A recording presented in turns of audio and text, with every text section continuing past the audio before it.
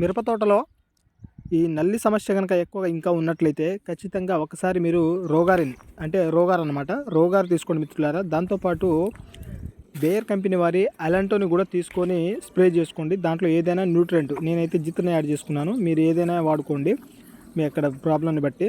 So ఈ రెండు మందులను అయితే కలిపి స్ప్రే చేసుకున్నట్లయితే ఈ నల్లి మీద చాలా బాగా పనిచేసి మంచి గ్రోతింగ్ రావడం, మాడిపోయిన దగ్గర మెత్తటి ఇగురు రావడం అనేది జరుగుతుంది మిత్రులారా. ఎందుకంటే ఇక్కడ మనకు బేర్ కంపెనీ అలంటో కనుక ఒకసారి చూసుకున్నా కానీ అది త్రిప్స్ మీద సమర్థవంతంగా పనిచేసే మంది కాబట్టి నల్లి మీద కూడా పనిచేస్తుందండి. దాంతోపాటు రోగారు గత 3-4 ఇయర్స్ నుంచి, నల్లి వచ్చిన ఏడాది నుంచి వాడుతూనే ఉన్నారు. నల్లి మీద చాలా సమర్థవంతంగా పనిచేసే మందుల్లో చీప్ అండ్ బెస్ట్లో రోగారు కాబట్టి దానికి కాంబినేషన్గా అలంటో యాడ్ చేస్తే రెండు మందులను త్రిప్స్ మందులు పడినప్పుడు బెస్ట్ రిజల్ట్ వస్తుందన్నమాట. మనం కూడా స్ప్రే చేసామండి. ఫుల్ వీడియో కోసం కింద ప్లే ఆప్షన్ కనిపిస్తుంది కదా, అక్కడ క్లిక్ చేయండి.